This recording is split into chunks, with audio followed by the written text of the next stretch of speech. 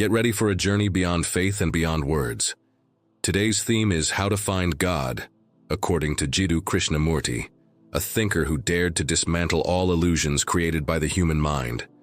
Watch until the end, because the answer to this question isn't in what you've learned, but in what you've never dared to observe within yourself.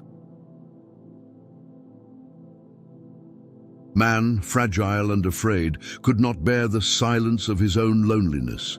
Fearing death, pain, and uncertainty, he created an image, a comforting illusion, and called it God. But this God wasn't born from eternity. He was born from fear. He is the voice of desire, the reflection of our hopes and our anguish. We worship what we have created and we flee from the shadows of our own making. Krishnamurti said that as long as man seeks God through belief, he is merely chasing the echo of his own thoughts. The human mind lives within the field of the known, what has been said, learned, repeated, and the known belongs to the past. A mind living in the past can never touch what is real because it translates everything in terms of what it already knows. So what is God?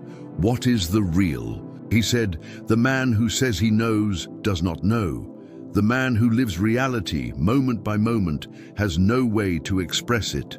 To believe in God is to deny truth, because every belief is a wall between man and the unknown. Neither the believer nor the non-believer will ever find God. Both are prisoners of their own projections. Millions claim to believe in God, yet their actions betray them. They exploit, they kill, they accumulate wealth, and on Sundays they kneel before an altar. They build churches but destroy life.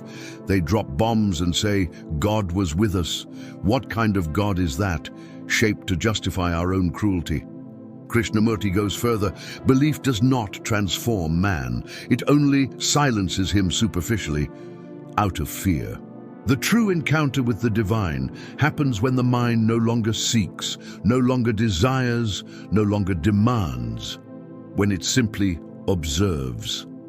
The mind must be free from time, free from thought, free from the urge to understand. The sacred cannot be experienced because every experience implies an I who experiences, and the I is the past.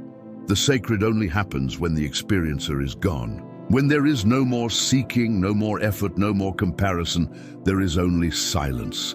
And that silence is not the silence of control, of discipline, or of forced meditation. It is the silence that naturally arises when thought understands itself and ends. In that silence, there is no one to perceive it. There is only silence itself. And perhaps in that moment, when the I completely ceases, when time dissolves, when nothing is sought or expected, that which is unnameable manifests. You may call it God, truth, or beauty, but the name doesn't matter, because what truly matters is the state of total freedom. Man will only find God when he stops searching for him, because what is sought is always what is already known, and the real lies beyond the known. Only the silent mind, free from all fear and desire, can see what has always been there, the eternal present, the living divine, the ineffable.